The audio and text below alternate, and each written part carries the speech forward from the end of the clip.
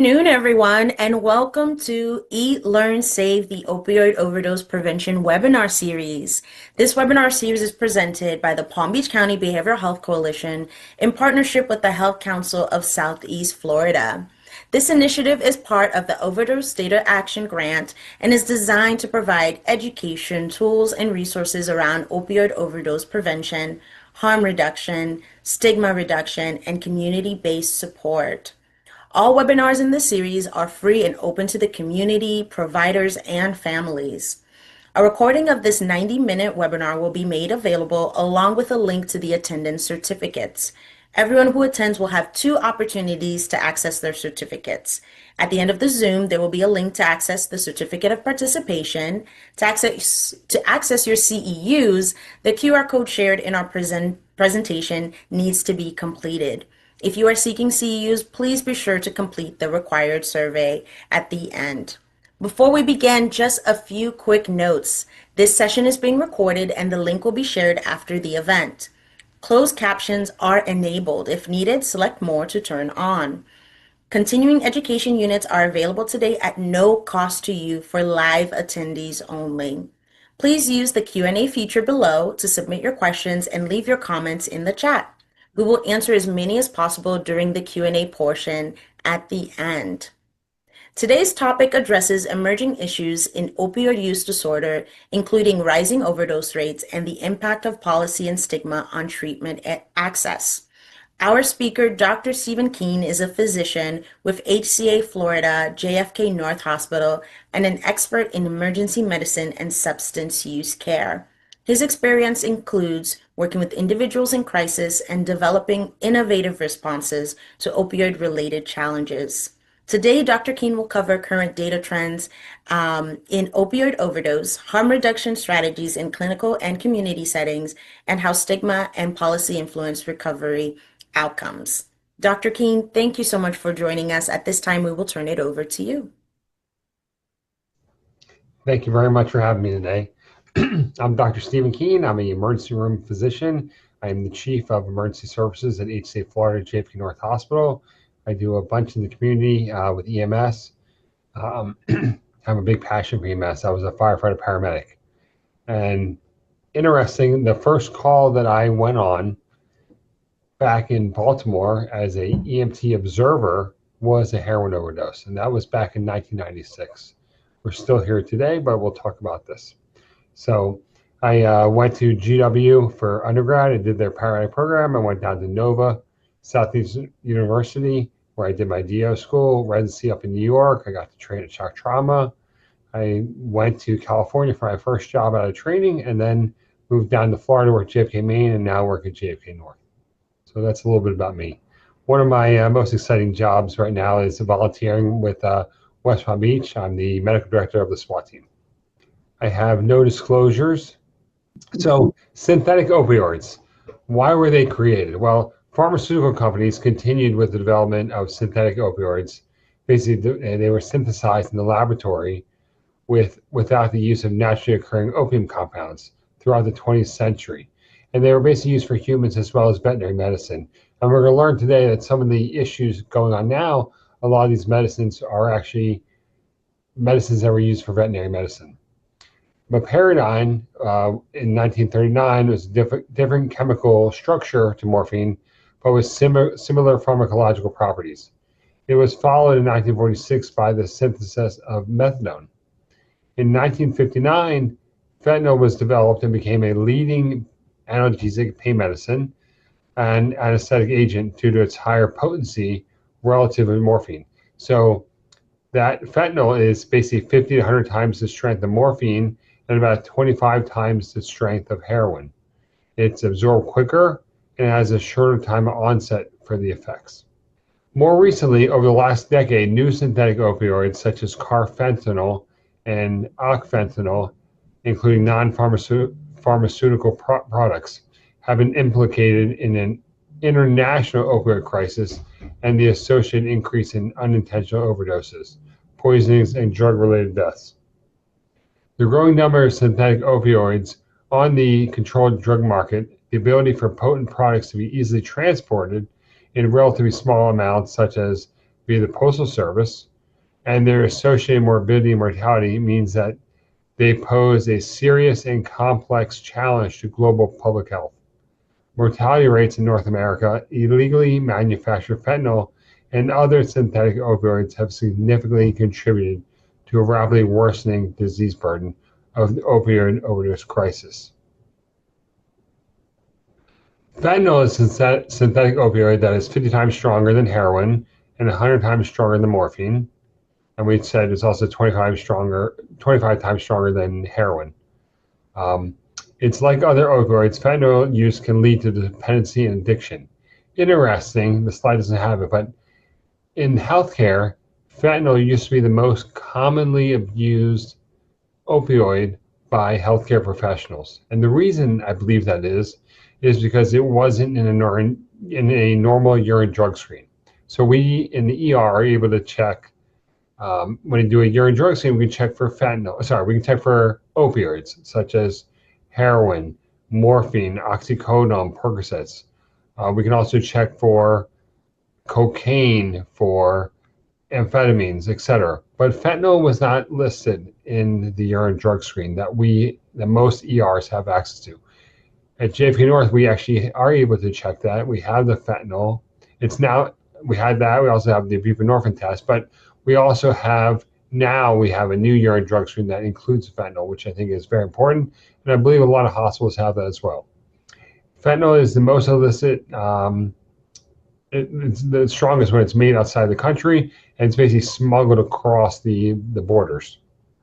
A triple wave of opioid deaths in the United States has been reported, with an increase in mortality related to prescription opioids in the late 1990s, and a rapid increase in heroin-related deaths beginning in 2010, followed by fentanyl and other synthetic opioids from 2014 onwards. These are not discrete waves, but overlap each other and all contribute to the overall deaths within each wave. The CDC reported that 100,306 total drug overdose deaths occurred in the 12 months to April 2021 in the United States, and that synthetic opioids were the main cause of these deaths. In Canada, 7,224 opioid-related deaths were reported in the 12 months to March 2021, and an increase of 95%, with the large majority involving fentanyl and other synthetic opioids. So you can see right here in this graph right here, here's fentanyl deaths have increased every year since 2012. And you can see how high it's gone. We actually, in Florida, had a decrease. I believe it was in this area, basically actually 2 years ago, we had a little decrease, which was a success, I think, to all the efforts that a lot of people have been doing. A lot of different facilities, EMS, they've been giving Suboxone in the field, we're doing Suboxone in the ER, having recovery coaches, social workers, and really that's something that we'll talk about that we've been doing here at our facility, which it helps us be successful with patients that need help with this epidemic. So what is fentanyl and why is it so dangerous? Well, the early opioid epidemic, overdose deaths were largely driven by a flood of prescriptions, such as hydrocodone, oxycodone, oxymorphone, and morphine. The pharmaceutical fentanyl was approved by the FDA as a pain reliever back in 1998 and was typically prescribed to patients with severe or chronic pain. As prescriptions for these drugs fell, heroin and eventually illegally made fentanyl became the main cause of opioid overdose deaths. So a lot of people, there was one thing called pill mills.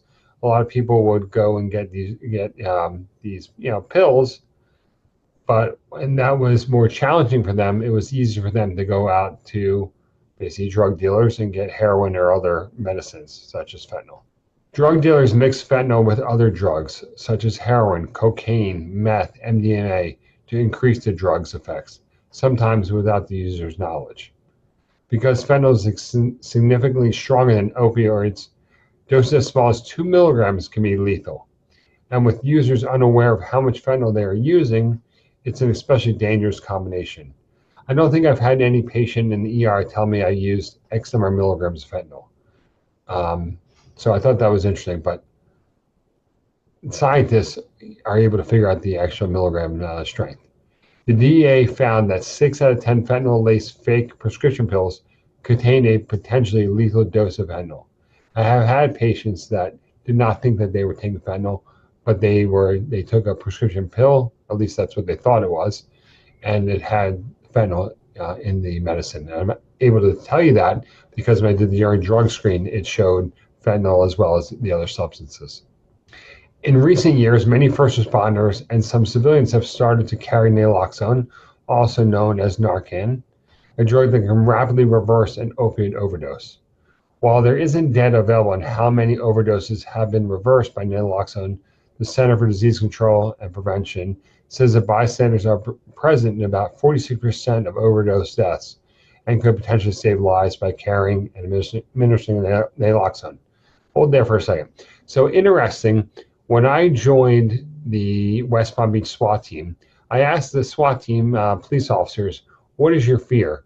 I have a bag that I can do a chest tube, I can do a crike, I can intubate them, I can fix their lacerations, or if they get shot or stabbed, help with their bleeding control. And that's what I'm thinking. I'm thinking of trauma, ATLS. Well, it was very interesting. What did they tell me? They told me their biggest fear is fentanyl. When they go into some of these homes, there's powder everywhere. And I have had one of the SWAT members, they did get intoxicated, because of the fentanyl that was, went up in the air. And so they didn't feel well. They got sweaty. They got, clammy. Their mental status got a little tired. They were fortunately given Narcan and did fine. But that was a big fear. Another thing, I educated the police officers in Palm Beach Shores with their canines. I'm not a veterinarian, however, I did learn that the bioavailability of these medications for dogs, they basically process the medicines like double the speed that humans do. So you have to give them double the dose. So generally, for humans, we give 2 to 4 milligrams intranasal, but with the dogs, we're basically giving 4 to 8 milligrams. And so when the dogs walk into these rooms, the same kind of room, they step on this powder and the powder gets absorbed into the skin. So obviously if they use their mouth or nose, they're sniffing something that can go in that way too. But just touching the powder can be absorbed. So I thought that was very interesting, that was the biggest concern is fentanyl for the police officers, not trauma. So since 2016, more people have died from fentanyl overdoses than prescription opioids. The opioid overdose, you can see from 99 up to 2022. And the synthetic opioids obviously has a rise. Heroin has fallen off, as well as prescription opioids. So carfentanil, has anybody heard of carfentanil before?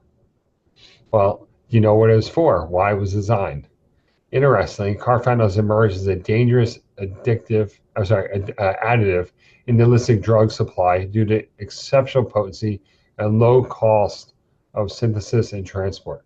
Carfentanil synthetic mu-opioid receptor agonist with similar pharmacodynamic and clinical effects of fentanyl for analgesics as well as a tranquilizer.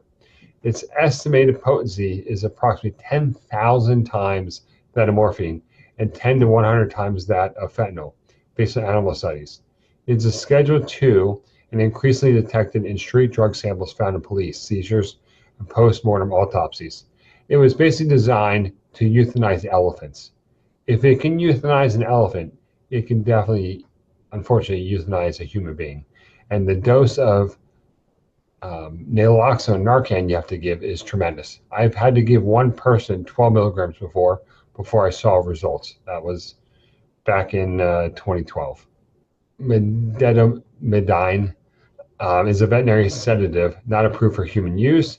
Its illicit drug samples containing this often contain fentanyl and cause opioid effect-like effects in the body. There are no test strips yet to detect this particular drug. It can cause central nervous system depression and death, and alone it does not respond to naloxone. But since most samples contain an opioid, we still give that to negate the symptoms of the substance. So if somebody, we don't really know if they're on this, there's another drug we'll talk about soon, but we still give them Narcan to help wake them up. But there's no antidote that I know of to reverse this medication. Xylazine, I'm sure you've all heard about this. I'm sure you've heard of people having these terrible skin infections or ulcers or necrotic skin areas. That's because of xylazine. So historically, xylazine has been utilized in veterinary medicine for decades as an anesthetic and analgesic sedative to facilitate safe handling, diagnostic testing, and surgical procedures in large animals. Xylazine is an emerging threat to human health. It has been detected in the illicit drug supply chain, often as an adulterant. It has been more commonly added to illicit substances, most notably fentanyl, by drug makers to enhance drug effect. So basically, by this medication going with the fentanyl, it will prolong the effects of the fentanyl. So that's why it's being put in. End users are often unaware of its presence. This is alarming, given the large number of xylazine-involved overdose deaths, while laboratory detections are deficient and reversal agents are absent. So basically the same as the other medication, we still give medications like such as Narcan to wake them up and save them. The people that get these skin infections, we have to give them antibiotics generally to treat staph, strep, stuff like that. It might be PO, might be IV. They might need inpatient admission. Sometimes if the skin infection is so terrible and like necrotic, they might need hyperbarics. And one of my coworkers, colleagues, let us know the other day that he's been seeing this a lot in the Panhandle of Florida. I have seen this, at least I believe I've seen this in this area here, but not to the level that they've seen in the Panhandle. So xylazine can be swallowed, inhaled, smoked, snorted, or injected into the muscle or vein. There are no data on vaping. Intoxication mimics clonidine and tizanidine. Tizanidine is a muscle relaxer, as they all share the same mechanism of action. The most common side effects in humans include transient hypertension, secondary to the vagus nerve stimulation, bradycardia, respiratory depression, hypotension, becoming acidotic, having coma, or a decrease in your cardiac output. Other rare but very concerning side effects that can occur are areflexia, asthenia, ataxia, blurred vision, disorientation, dizziness, drowsiness, dysarthria, dysmetria, fainting, hyperreflexia, slurred speech, somnolence, staggering, coma, apnea, shallow breathing, sleepiness, premature ventricular contractions, tachycardia, meiosis, dry mouth, hyperglycemia, and diabetes. Basically, stroke symptoms. People, aren't their reflexes aren't working. They're discoordinated, having troubles with maybe hand to nose, can't really touch certain things. Their vision's blurred. They're dizzy. You worry a lot of times about maybe what's called a posterior stroke, and then they obviously have cardiac issues with the PVCs and the heart going fast. All concerning issues. Next slide. The reversal of xylazine overdose is exceptionally difficult given unestablished guidelines, the lack of reversal agents, there's no antagonist for this in human use, and the frequent concomitant mixture of other illicit drugs, most commonly with opioids. So one thing I would like to say right now this time is, in the ER, I'm seeing a lot of patients that come in and they get reversed from Narcan either by a friend, a family member, by EMS, or by us, and they say, I don't use fentanyl, I don't use opioids. Well, you received Narcan because you weren't breathing, you had pinpoint pupils, you weren't responding. You obviously got opioids, whether you thought you were taking that or not. A lot of people I see smoke marijuana, and they come in and there's been fentanyl in the marijuana.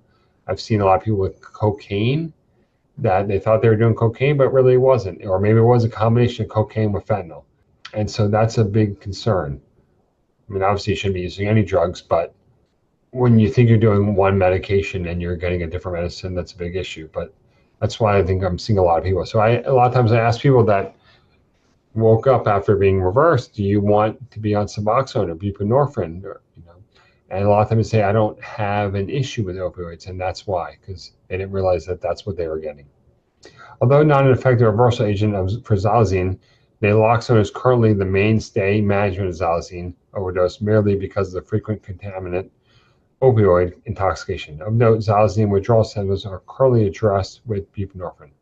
Nitazines, our most recent new synthetic opioid subclass to emerge and proliferate on the illicit drug market are two benzimidazoles, are also called nitazines.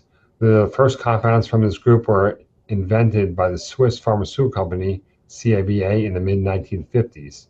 Currently, no drugs in this class are approved for medicinal use. Between 1966 and 2003, the only two benzimidazole opioid that was sporadically identified in the illicit drug supply was etonidazine, a harmful opioid described to be 1,000 times more potent than morphine in a rodent model of antinociception. It was the appearance of this medicine in 2019 that triggered a rapid expansion on the recreational drug market. This drug dominated the NSO market in the first half of 2020. So you don't know what you're getting out there. I kind of already talked about in the previous slide. You think you're doing cocaine, you're getting fentanyl. You think you're smoking weed, you're getting weed with fentanyl. It's very concerning, and I think that's why there's a huge issue. Last week I spoke in Wellington, and they had a very meaningful slides with multiple people that have passed away, and it was very emotional. I'm looking at these pictures, and I have to speak after that, and I'm like, that was challenging. But it was very moving. I'm glad I saw that. But I think that's why you're not seeing a typical patient. You're seeing successful people. You're seeing people that are not, unfortunately, that have had, a lot of challenges throughout their life.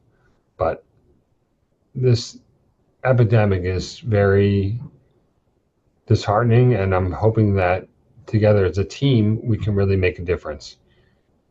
So future studies covering more cities can shed light on whether emerging trends reported here reflect persistent differences in isotonidazole use and mortality patterns. Determining whether this involved in overdoses require a higher dose of naloxone is also a key priority, and along with the spread of fentanyl, may support increasing the standard dose of naloxone. So one thing I can say from EMS, at one point there was an episode where we had troubles getting naloxone or Narcan, and that wasn't just in one area. I think that was in the entire country. And the thing that saved people's life is honestly is airway. If you can breathe for them, if you can, make sure the airway's okay, you maybe have to intubate them, and you're breathing for them, and they're not hypoxic, you have good oxygen levels, the medications will wear off, and then they'll be better. Obviously, you don't want to just go intubate everyone just because, but that's one thing that EMS is able to do without the medication of Narcan. If we have Narcan, fantastic, but that's what we were doing when there was a time when it was very challenging to get the Narcan supply. So kratom, what is it? Well, it is it's a tree native to Southeast Asia, also called, area Thailand, Malaysia, Indonesia, Papua New Guinea, and other countries. It refers to products derived from the tree leaves. Street names of kratom are also called kakium, thum, ketum, and biak. There's a lot, you can do the next slide. There's a lot of kava bars that people go to and get, kava or kratom. The current forms you can use are they swallow raw plant matter in capsule or powder form, mixing kratom powder into food or drinks, brewing leaves as tea, and taking liquid kratom extract. You can see they have those capsules down below. So what is the legal status? Is this legal or is it not legal? Well, it's not approved by the FDA for any medical or dietary purposes. It's not a scheduled controlled substance by the DEA.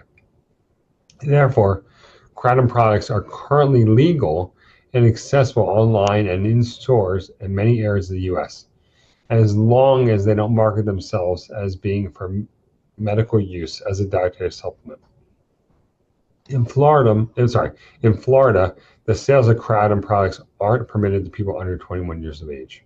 So what does kratom do? Well, you recall the reported reasons people state for using kratom. It helped them manage the drug withdrawal symptoms and cravings, especially if they use opioids.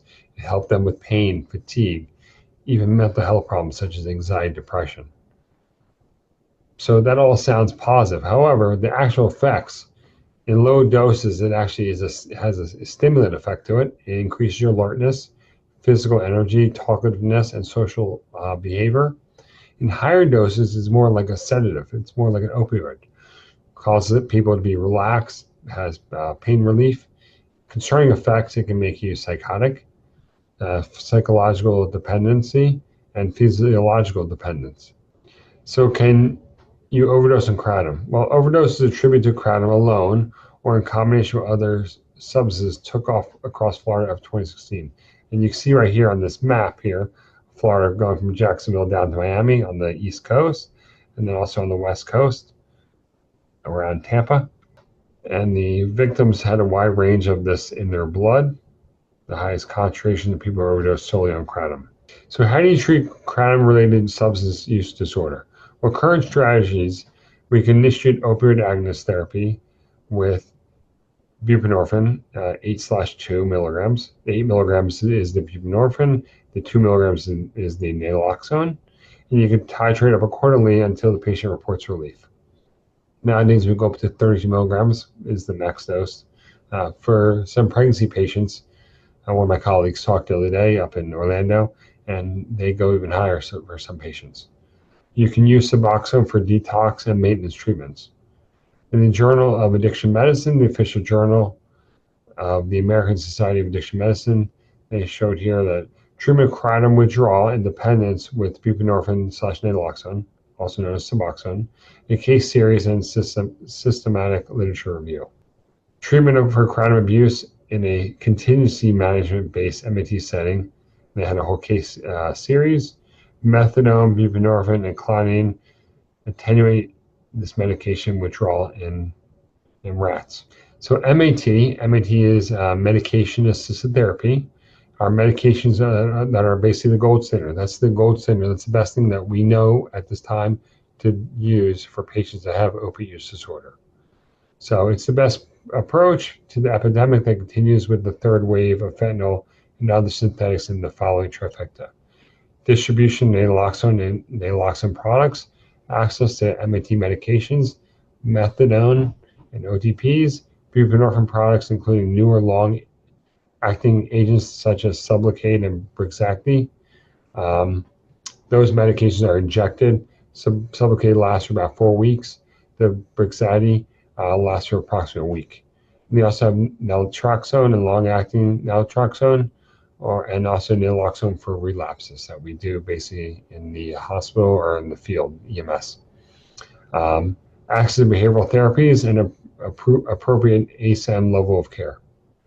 So what can be provided? The dose varies depending on the formulation, and sometimes more than one dose is needed to help the person start breathing again, especially if fentanyl or carfentanil was involved. Fentanyl is a powerful synthetic opioid reliever. Similar to morphine, it's about 50 times more potent than heroin and 100 times more potent than morphine. Carfentanil is a tranquilizing agent for elephants, we said before, and other large mammals. This is a synthetic opioid 100 times more potent than fentanyl and 10,000 times more potent than morphine. So at JFK North, we had a ASU called the Addiction Stabilization Unit. Due to COVID and having more sicker medical patients, we need a step-down unit, and which we now actually are using as a endoscopy suite. We don't have the unit anymore, but we still offer the service. So we have the addiction stabilization service, and this is kind of what we did. So when we first started out, back in end of 2019, it was really more heroin that was around, and we would do low dose inductions. And then we found when people, it was actually not heroin they were getting, it was more fentanyl they were getting, the low dose inductions made them sicker, and they put them into what's called precipitated withdrawal. And as most patients that are familiar with this, they don't want to go through precipitate withdrawal. They feel terrible. And at the time when I was still learning myself, and I had everyone that was the ER doc that worked for me, we all did the 8-hour MAT course to learn. Now it's actually a requirement for your DA license that you do this 8-hour MAT course to renew your DA license. So we did that so we had more knowledge and felt more comfortable. But I found that when we did the low dose induction, people got sick going to precipitate withdrawal. And at the time, the patients didn't want any more medicine, and we honestly didn't know better. Should we give more medicine or should we let them wait? So we let most of them wait longer for about 24 hours until they were better, and then we'd give more medicine. And at that time, they're better. In the meantime, we were giving them medicines for comfort, such as Zofran if they're nauseous, Motrin or Toradol for their pain, gabapentin for pain, Visceral if they're anxious. We also did the clonidine patch, which I found worked very well. Now, and then at that time too, we basically didn't start them on the Suboxone until they hadn't used for about 24 hours. Now there's new literature out, and we can initiate Suboxone less than 24 hours if you start at a higher dose. So we do a high dose induction, which basically is 16 milligrams. We do a 2 8-milligram sublingual strips. And if they go into precipitate withdrawal, we give them an additional 8 milligrams. If they're better after that, fantastic. If not, we give an additional 8 milligrams, and we go up to 32 milligrams. Interesting, if you look at that, I guess that fourth bullet point down, if someone gets Narcan, they feel terrible. The fentanyl has already left the receptor, and because the Narcan came in. But if we give them buprenorphine, we'll bind the receptor with that because it's a partial agonist, and they'll feel much better. And when I've given it within 2 hours of them receiving Narcan. One patient, I gave it within 5 hours, and they all did great.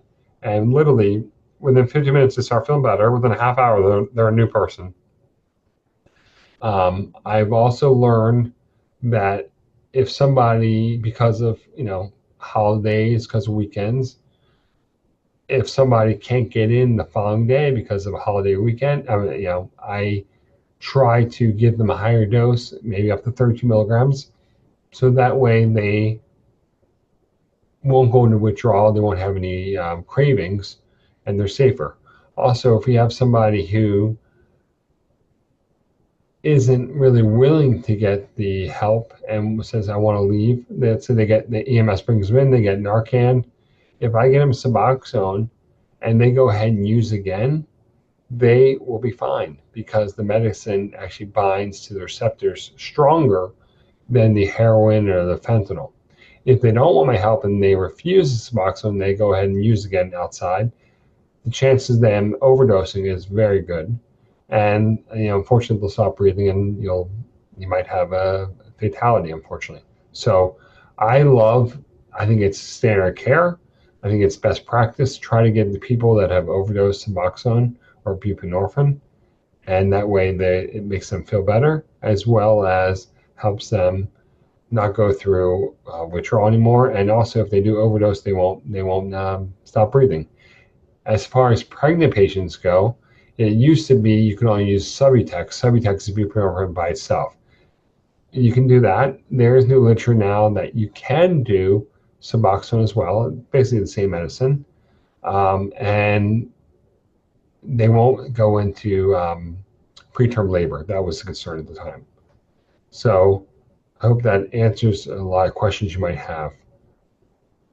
One thing I'm doing now, I'm the assistant medical director down in Miami-Dade Fire Rescue. I'm helping them with the community paramedics going out in the field.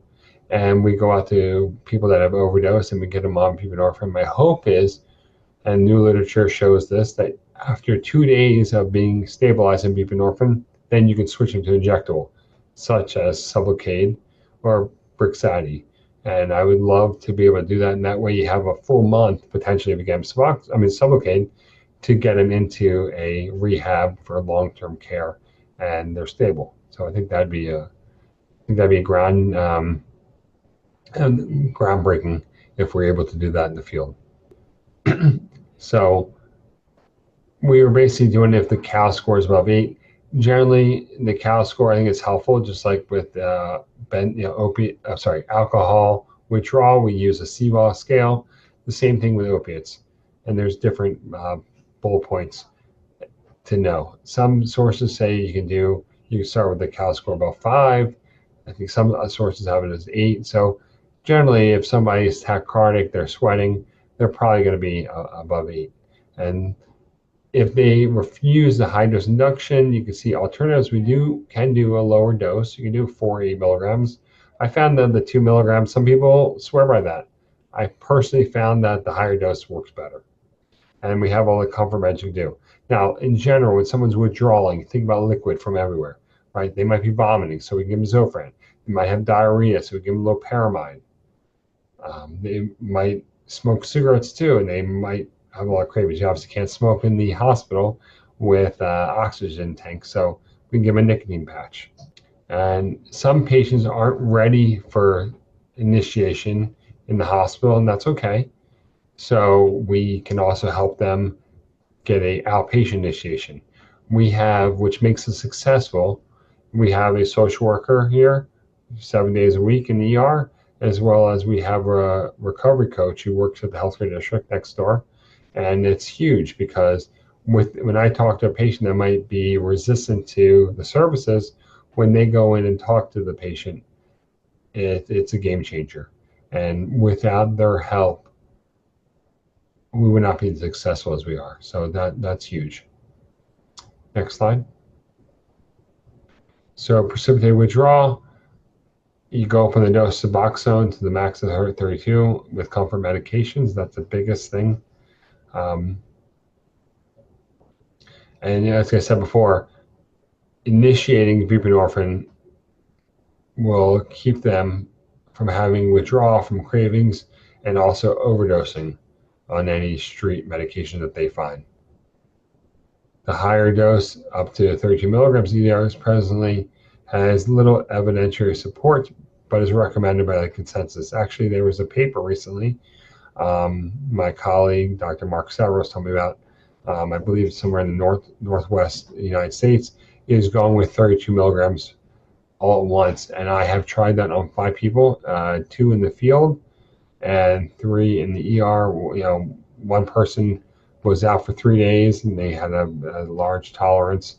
The other one was also out of the medication for a while and wasn't going to be able to get medication the following day. So I went with the 32 milligrams. And the third person was a person that uses a high dose. They got Narcan, and so I went right with 32 milligrams, and they all did great. And recently, actually, in Orlando, I spoke the other day. There was a person that asked a question from the audience about she was surprised that Miami-Dade gave 32 milligrams, and I was actually on that call. And I asked her concern. I said, did you notice, did the patient have any respiratory depression or any altered mental status after this? And her answer was no. So I'm telling you, it's safe to do. And some people need a higher dose. I'm not doing it on every single person. Maybe down the road we will. But I think it's safe to do 16 milligrams, but some people will need a higher dose. So as far as other medications that people might be using, cocaine, we treat their complaints. Some of them might have chest pain.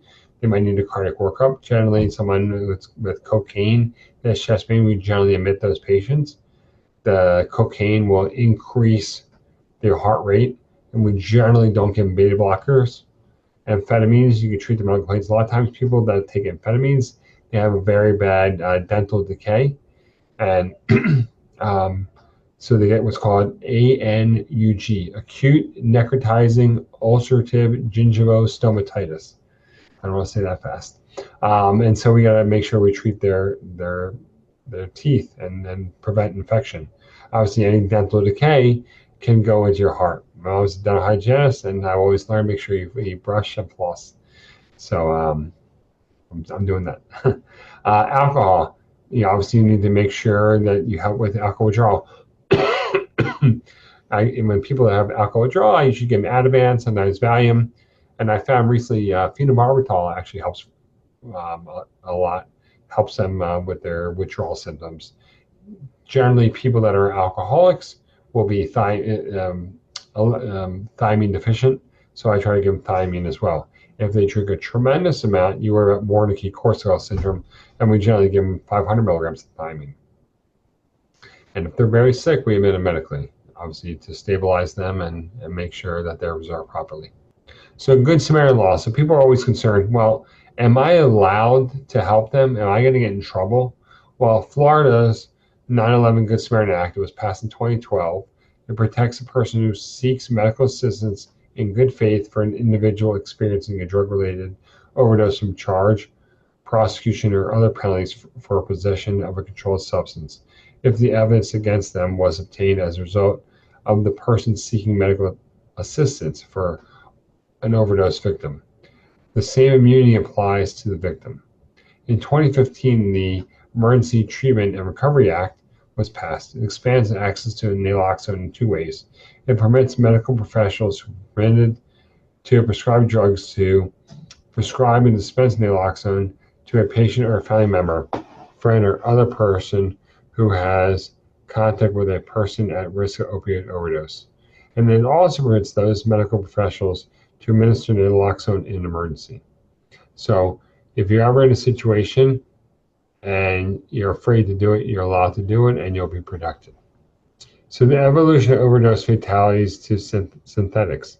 From 2000 to 2006, cocaine was the leading drug associated with overdose deaths, which was replaced successfully by prescription opioids in 2007 to 2013.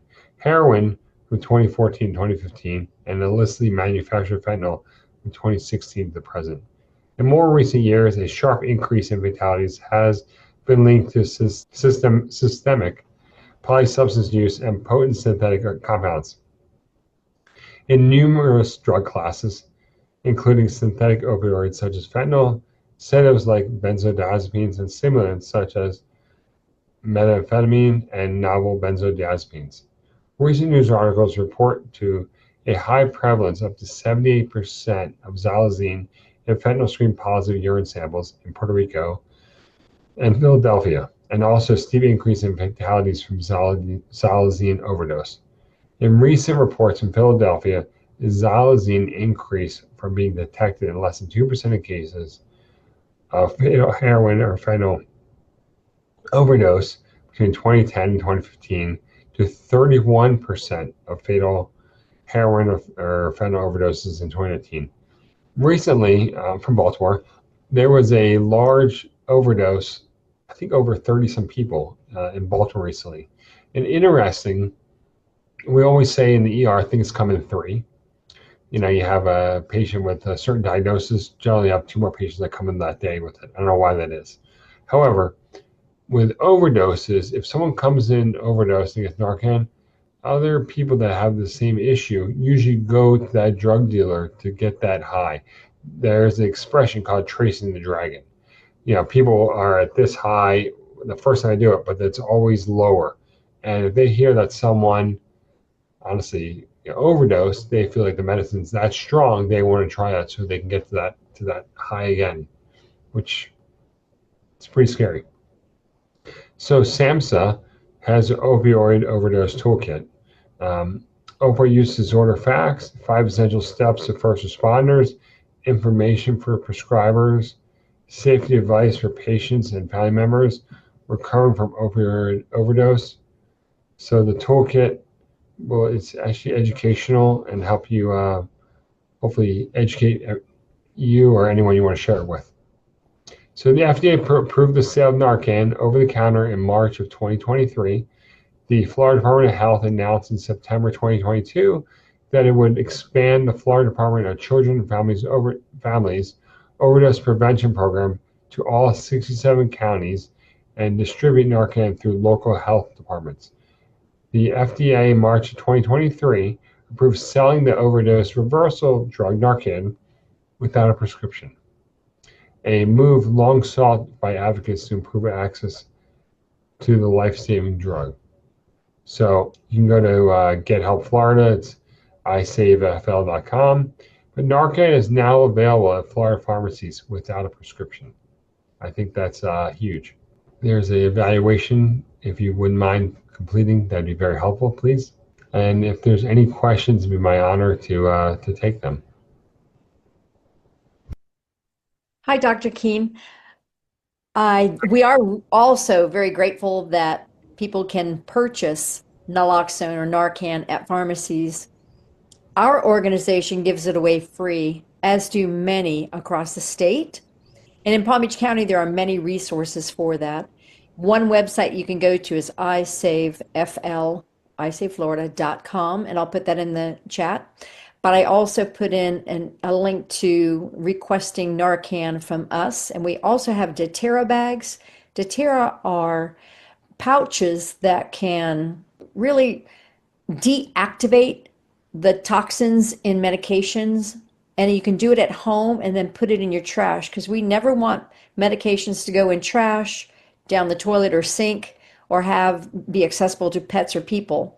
So we have these, and we also have pill drop places across the county, over 50 locations in Palm Beach County.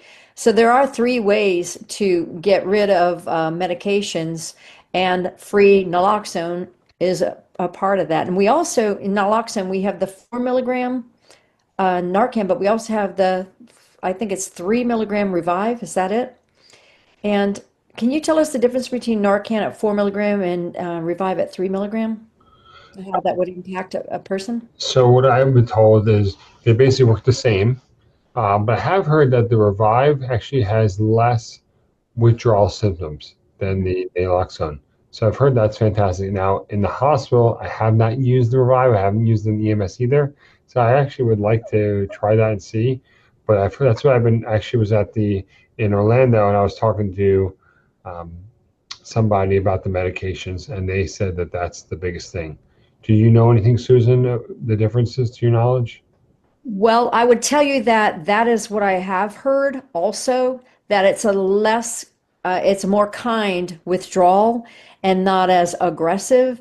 And and I guess that is just better for the patient and also better for the responders, the rescuers, because they might not get that aggressiveness from the person that's coming off a high into sudden withdrawal.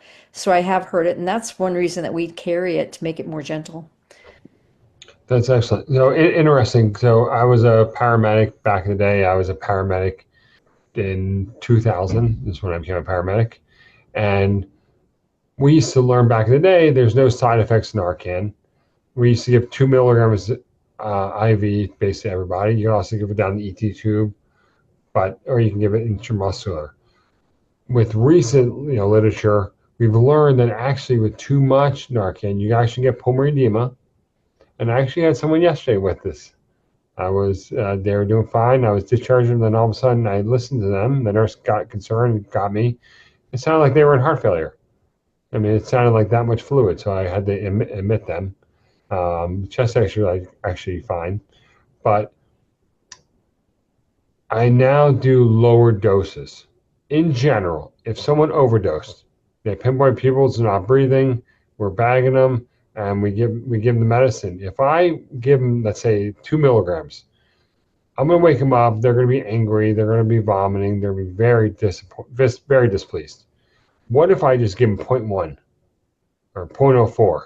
Just make them breathe and don't wake them up. Don't make them miserable. Honestly, I think that's more standard of care now, and that's what I do. I try to make them just breathe a little bit. But back in the day, we were told just don't be shy, give them the full dose. So I think people nowadays are going with lower doses.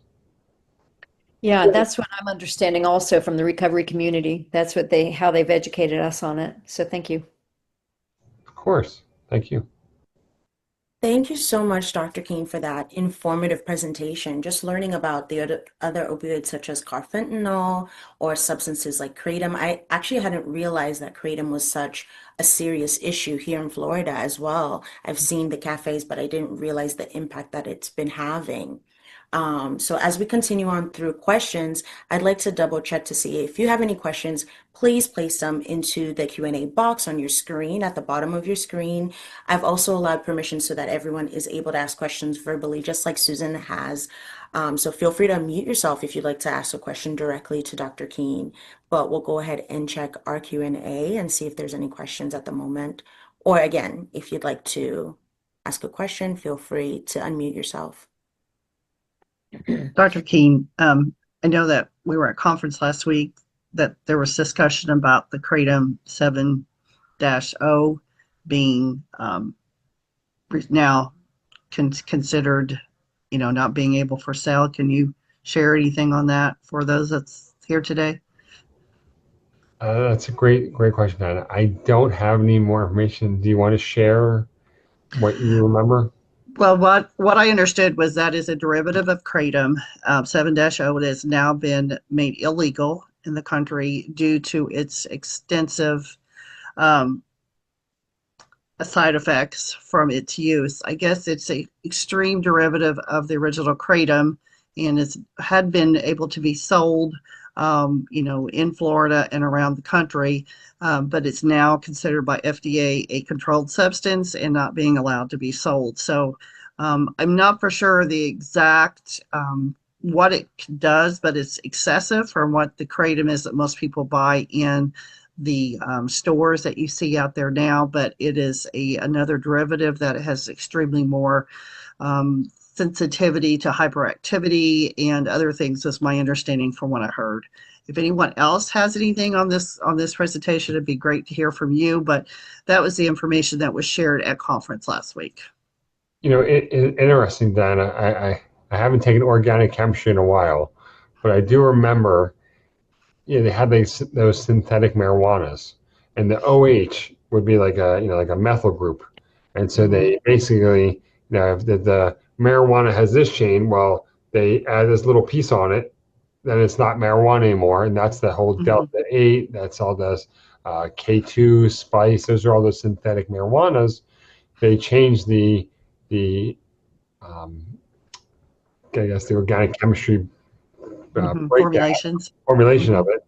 And so they can't call it marijuana, they call it one of these other names. So I guess the same thing as the kratom with the OH. So they changed a little different, and it can act similar, but also act different too, the medication. Yeah. So Susan just shared an article in the chat for everyone if they'd like to hear further information. I know this was a hot topic at conference last week, so I wanted to be sure that all of you were familiar, knew what this was. So thanks, Susan. Yeah, and I just corrected it, 7-OH. H. Okay. I put that in, and I was like, oh. I actually had a question. You had something about a COW scale, and I imagine that's a specific assessment, and if they score a certain thing, you have a protocol that goes this way. If they score under this, they go that way. Could you explain what a COW scale is? And were you saying COW, right? Yeah, so the COW score is basically a withdrawal score. It's a clinical opioid withdrawal scale. And we use that to figure out how bad someone's doing. Are they withdrawing? So generally, if their score, right now, all of our score should be 0 because we're not withdrawing. And if it's above 8, we have symptoms. If it's above, I just pulled it up, 5 to 12 is mild symptoms. 13 to 24 is moderate symptoms. 25 to 36 is moderate to severe. And above 36 is severe. So the different categories would be a resting pulse rate, sweating, restlessness, pupil size, bone or joint aches, runny nose or tearing, GI upset, tremors, yawning, anxiety or irritability, and basically piloerection, goosebumps. So if they have those symptoms, and there's different, you get between 0 and 4 points per of the different categories. Actually, one is the goosebumps goes up to 5 points. Who knew? Yeah, right. But not breathing is basically a 36, right? A severe. Yeah. That's the one that just puts you in the ballpark of, yep, you're an overdose. We know that. All right, thank you. I had not, I've heard of different kind of assessments, but I hadn't heard of the COWS scale. So thank you for clarifying. Right. And then for benz or alcohol withdrawal, is CIWA, CIWA is what that is. Gotcha. Dr. Keehn, do you want to share with them what you're seeing, daily in your practice when it comes to the number of individuals coming in with overdose, or what are Sure. you seeing?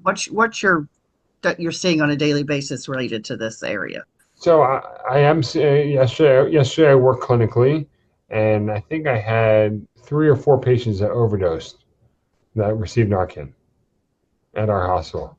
Now, I also had other people too that had dental issues, that had issues with substance abuse. And it wasn't just, they didn't come in complaining, hey, I use fentanyl, etc., or someone with an abscess on their skin. They didn't say I use fentanyl. I had to, ask them. And then there's some hesitation on being honest. But I'm seeing, I think in the ER a day, we're seeing it's not as much as it used to be. It used to be a tremendous amount.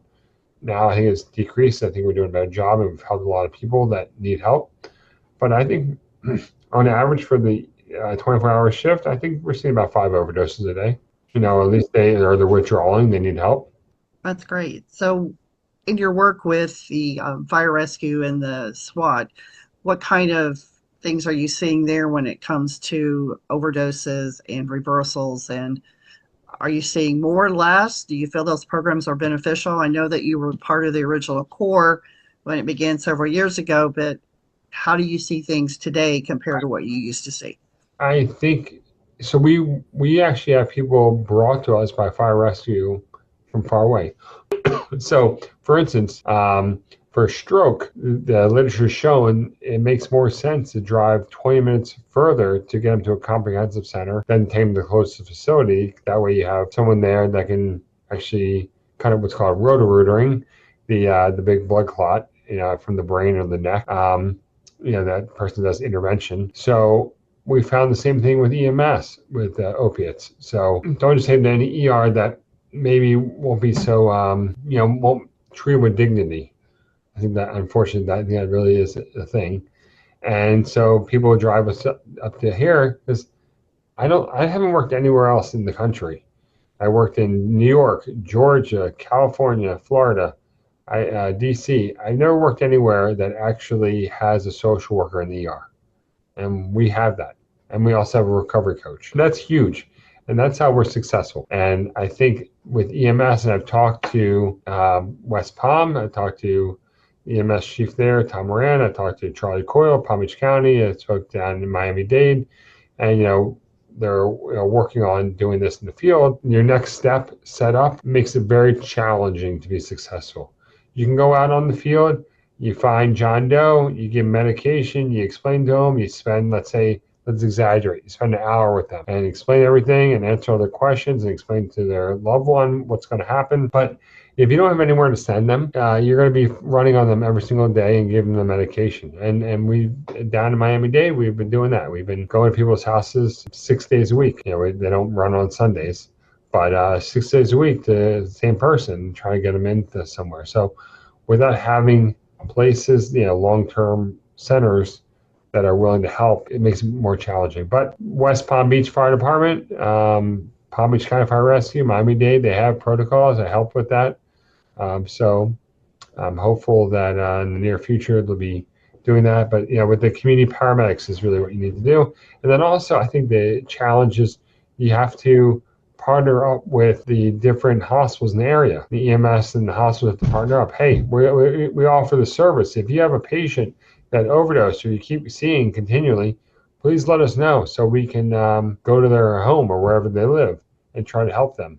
So I think the only way to be successful is if we're a team and we all have to work together. And having the recovery coach, having a social worker, having the ER provider, having the long-term care facilities, all of us have to work together. Wonderful. Thank you. Let's see here. Do we have any other questions? I feel like I saw someone who unmuted themselves. Question for you, Dr.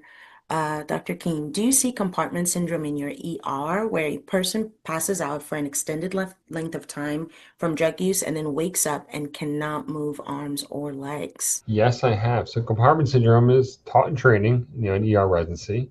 I have seen it many times. So compartment syndrome, basically, someone, let's say, for this example, maybe there's trauma. Maybe they lay on the ground for an extended period of time, and the tissue around that area swells and it presses on the nerve, and it gets so swollen that the compartment, instead of being this size, is now this size. You press on this size, you're going to be pressing on the blood vessels, the arteries, the veins, and it makes it very challenging for the body to be able to send blood flow, nutrients back and forth, get rid of bad stuff and send good stuff, one way. So when it happens, we diagnose that with what's called a Stryker device. We stick a needle in there, about 18 gauge, and we check the pressure. The pressure is above 20, they have compartment syndrome. And we, depending on where it is, we either have orthopedics or vascular surgery to help us with this. And they need what's called a fasciotomy. A fasciotomy is where you cut the skin, and let's say this is the skin up here, right? This is the air, this is the top skin. The tissue below here is all inflamed. Well, if you open this up, you'll allow the swelling to release. Does that make sense? So by doing that, so honestly, every ER doc does know about compartment syndrome. You're taught that in training, and you learn how to do it. Now, I don't do a fasciotomy. That's not my expertise. I guess if I was in the middle of nowhere, could I do it? Sure, but yeah, there's big concerns with that. They do that in the OR generally, but we check the pressure with the device, and we make the diagnosis and then call the specialist for help. Thank you for your explanation. My pleasure. Thank you for asking. Would anyone, any of our attendees have any questions? Feel free to unmute yourself and ask Dr. Keehn.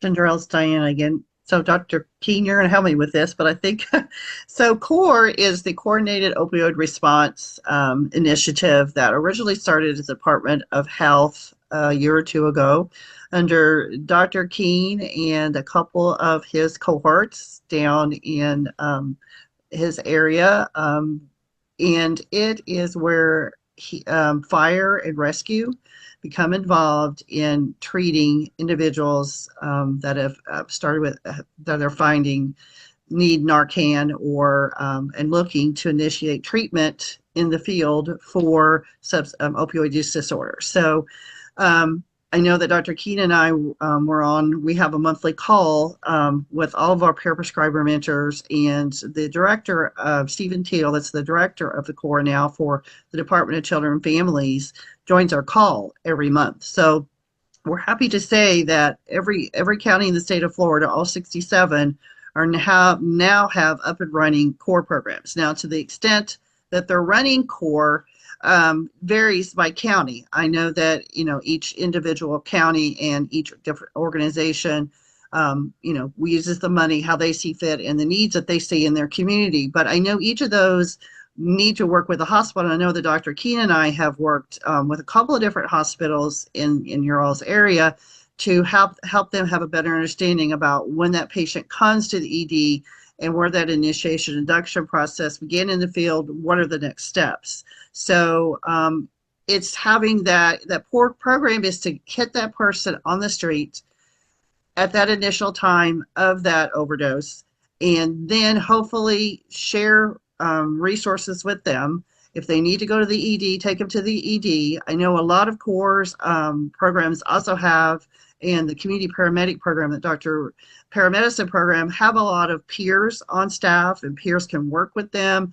It just varies on how each county wants to develop their program. And so it's another community initiative to bring a different partner into the play of helping those individuals that are in recovery or seeking recovery or have accidentally overdosed with not knowing that they had fentanyl in a pill that they bought off the street, which I think is happening more often than what we probably all know. I know from your event you had last week. So Dr. Keehn, is there anything I missed when it comes to CORE? No, I think that was great. I think it was very educational. There's videos online that you can get. I know Dr. Courtney Phillips helped she works for the healthcare district, and she helped actually teach me about addiction.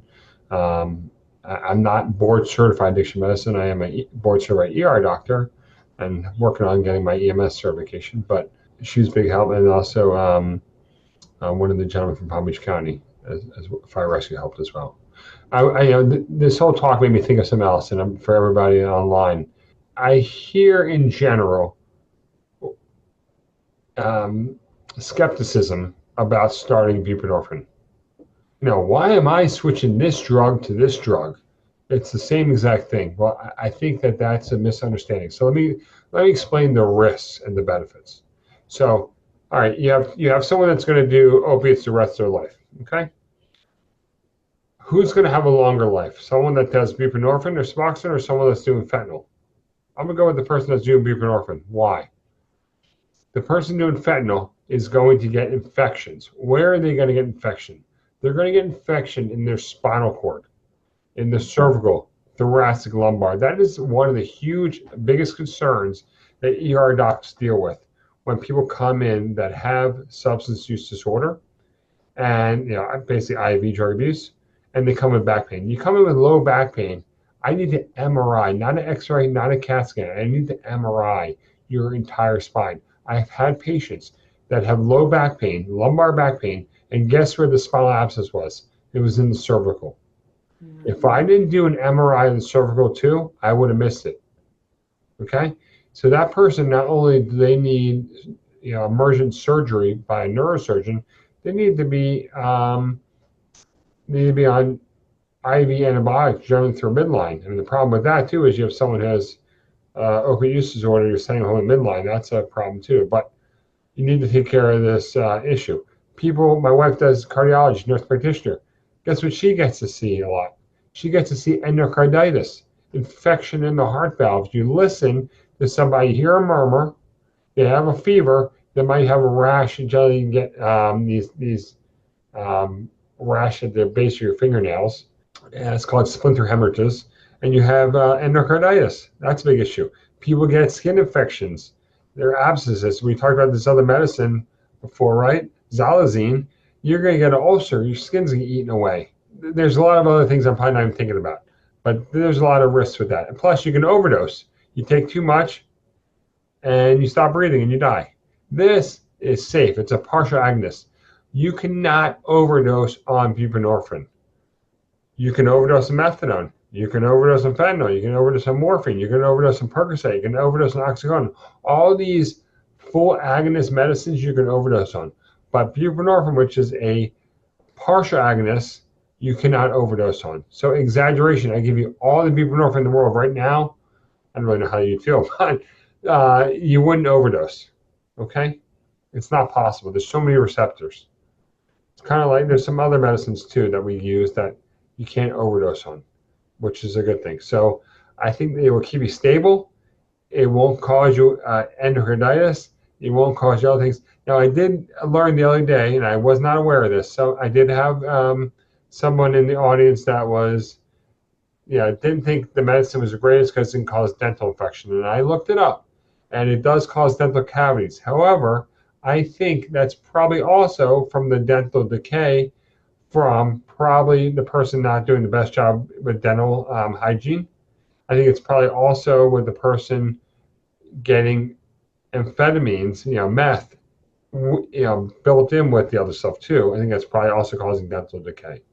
So, and frankly, if I had the choice, and obviously people can be treated poorly that have poor dentition, and I don't disagree with that.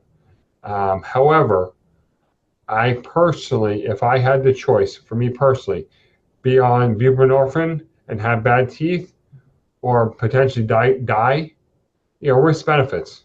That's what we do in medicine. There's nothing without risk. Tylenol can cause a headache. Tylenol can cause nausea. Tylenol in excess can cause liver failure. So there's nothing without risk. However, moderation is what I say. And I think out of the two, I think it's a smarter decision to choose buprenorphine than to choose the IV and the illegal medicines that people are doing. Thank you. Thank you. Thank you so much, Dr. Keehn. I have another question for you as well. Do you use, oh my goodness, I'm not going to pronounce this correctly, Vivitrol. Vivitrol in the ER? I don't use Vivitrol in the ER. I don't. I use the medicines I talked about for comfort, such as Toradol, Motrin, You gabapentin. have to be, yeah, had to be 7 days clean in order to start the Vivitrol shot anyway. So, Yeah, so that's one thing I don't do. And I do know people that are my colleagues. I have one of my colleagues, Dr. Stavros, he's used it before. And with what Diane just said, the person was dishonest, said they were clean for 7 days and they weren't. And then they had to go to the ICU. And they were very sick. Mhm. So, back in the day, going back to the ASU when we started that unit, because of dishonesty, I got buprenorphine on the added to our urine drug screen. So I would ask someone, hey, what do you take? I could check the whole thing. And they would say, I've been taking my buprenorphine. I didn't take it yesterday or I didn't take it today. So guess what? It's a 60-hour half-life. It should be in your tox screen, right? So if your buprenorphine is not in the tox screen, doesn't show up, but you're telling me you're taking it and you're here for your dose, why is it not showing up? Because you're selling it. That's my opinion. And maybe I don't know. Maybe there's some other reason, but I can't think of one. So you have to be a detective a little bit. Mm, wow. I had a question about the 2015 Emergency Treatment and Recovery Act. Okay. So I feel like I didn't hear it correctly. Is that when Narcan or naloxone became available for Jane Public to use? I believe so. I believe Okay. that's I feel like it said something about EMTs also, and I was like, wait, they've been using it for 40 years, haven't they? But like with an injectable thing, naloxone's been around a long time, but Narcan in a, squirted up the nose thing has been in the last 10 years. But I don't know 10 years. I'm just kind of guessing. But I agree with that. And I'd say approximately 10 years. And personally, who we're worried. I got one needle stick before. I got a needle stick when I was teaching someone in New York and I looked away to teach them and I stuck myself. It was very scary. And so, and actually in New York at the time, you could not test the patient without the consent. Well, this is a person that was intubated. It was 2 days of scare. Thankfully, they woke up and they consented and I was able to test them. However, I prefer to use intranasal. I want myself, I want the staff, I want anyone else that gives medicine to be safe. You stick someone, they wake up, you got stuck now. What are the chances that they might have HIV, hepatitis? It's not zero. And so I'd rather give someone intranasal and maybe I get some secretions. I'd rather that than deal with a needle stick. I had also noticed that under xylazine, you had listed a lot of symptoms that I had no clue what they were. They were all these medical terms, and then some I did. But when you kind of lumped them together and you said they're stroke-like symptoms, I had never heard that correlation. So is it something that it like impacts one half of your brain, like a stroke does? I believe it does. I believe it does. I don't think the proof is out confirming that, but I believe it has to. Because in generally a stroke, you have two types of stroke. You have an embolic, which is a blood clot, or you have a hemorrhagic, you have a bleed. Those are two types of stroke. And generally they can do the same thing. Generally hemorrhagic is worse, but one side of the body doesn't work. So the blood, let's say, the blood clot comes up here and stops right here. Now this side of my body doesn't work. Let's say if a stroke is here, my left arm, I'm sorry, my left head, my right arm, my right leg doesn't work. The face might be the same side, might be a contralateral, depends on where it is in the brain. And with that, you can have trouble speaking, trouble with coordination, dysarthria. So you can't touch something instead of doing perfect. And you miss it. And then a lot of times you worry about stroke in the back of the brain, called a posterior stroke, which is they get dizzy, they get double vision called diplopia. They dysarthria. So there's a lot of D symptoms. And so if someone presents like having a stroke, in an ER? Is the emergency department automatically know, ooh, check for xylazine too? I know that sounds silly, No, but no. So what we do is we kind of do like a pit stop. We do a quick blood sugar because hypoglycemia can cause it, low sugar. We check your blood pressure. Blood pressure's through the roof. I'm thinking it's probably more hemorrhagic, probably more bleed. But we don't know. We don't have a test for xylazine. I would activate a stroke alert immediately, and we would do a CTA of the brain. We do a CTA head and neck. That's what we do here.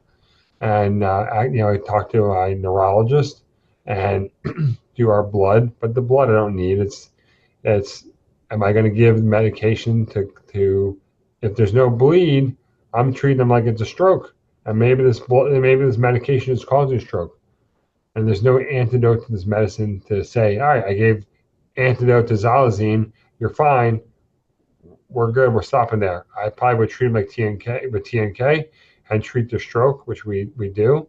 I think that'd be fantastic. I did have one patient they walked in, they were, and I got them TNK within 16 minutes, which I thought was pretty impressive. The CMS recommends 60 minutes. We try for 45 minutes or less. So I got 16. Thank you so much. As we're beginning to kind of wrap up the afternoon, let me double check to see if we have any more questions. All right, I don't see any questions. I'll leave the floor open for just a quick moment. If anyone has any final questions, please place it in the chat. I would like to share with those that's on the call, the different organizations that, like I mentioned earlier, Dr. Keehn is 8 of our peer prescriber mentors that we currently have through FATA and Florida Behavioral Health Association. And these doctors, and we do have one nurse practitioner now, are available to provide technical assistance and training to any organization in the state related to opioids and the medications, and that is why we're here today as part of that. But we're happy to help any other organization that would like to learn more about the medications, the treatment, things to they look for in the community related to this issue. And with next month being Recovery Month, I know that's a hot topic, and our organization is there to help those who are working with those in recovery to have a better understanding about this disorder. We have several doctors, as I said, and one nurse practitioner, but I did put my email in the chat. It's diana@floridabha.org. And feel free to reach out and we can have a quick chat to see what your needs are, and we can see if one of our doctors can assist you with that training. Again, that is free to your agency, and we're happy to help. Thank you so much, Diana. And thank you, Dr. Keehn, and to everyone who joined us today. Dr. Keehn, that was an insightful, informative presentation. My pleasure. Thank you for having me. All right, so these webinars are designed to provide real tools and information to reduce overdose deaths, connect individuals and families to services, and address the stigma that too often prevents people from seeking help. Thank you again for joining us, everyone. Have a wonderful afternoon.